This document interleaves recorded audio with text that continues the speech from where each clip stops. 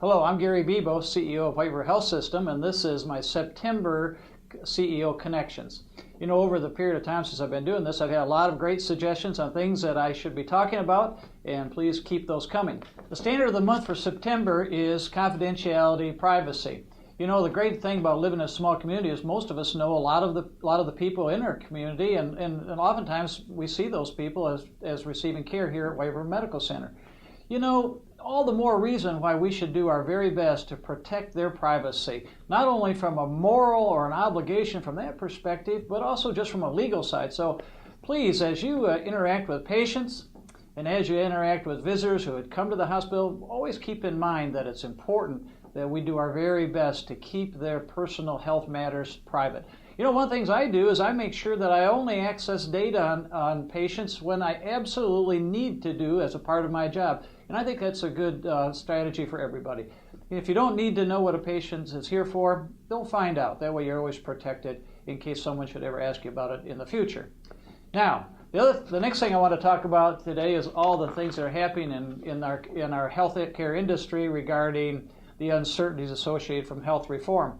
You know, we've read in the paper about organizations who have been doing layoffs. Some of them have gone out and sought taxation support to keep their operations going. And I know a lot of you are concerned about our well-being here at Batesville and Mountain View. You know, there's so many things that you can do as employees to help us through health reform. One of those is just letting others know about the services we provide. You know, one of the driving forces on any organization is the volume of care that they provide. And so, you know, to the extent that you can influence your relatives, your friends, your acquaintances to use our hospital for patient care, but also for the gift shop or for the cafeteria, I recommend that you do that.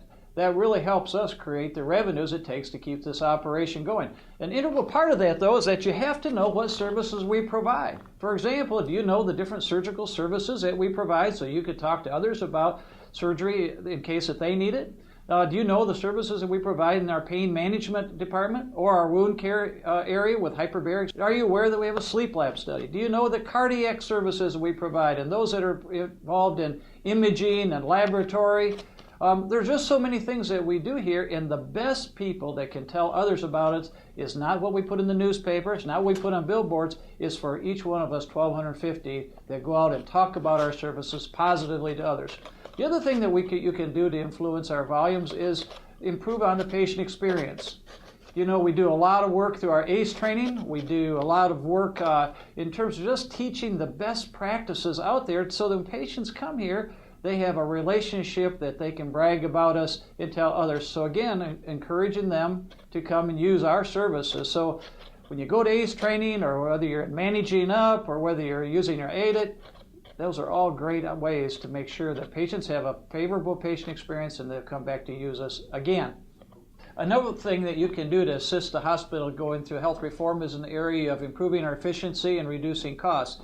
You know, nobody knows in this organization those ways that we can improve in those better than you folks that work here. So keep your eyes open, keep your thoughts in terms of how we can do those improvements, and let your supervisors and administrators or even me know what your ideas are, because working together, I think we can make us much more efficient and cost productive. So if we do all those things, I think that we can get through health reform with as little of adverse effect as possible. I want you to know that I have no plans, or we have no plans on doing any employee layoffs, not now or in the future.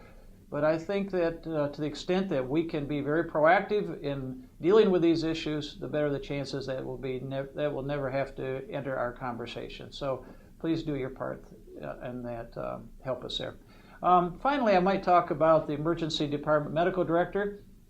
Earlier this year, Dr. Tony Lampkin resigned from the post as Emergency Medical Director, and after some interviews, we have selected Dr. Jason Paxton to assume that responsibility. Dr. Paxton has been in the emergency room for several years, and he's held several leadership roles in the emergency room. And as he takes his new responsibilities, I'd encourage you to assist him and help him to be successful. This is the end of the September CEO Connection. Thanks for all the suggestions you've made in the past, and keep them coming. Have a great month.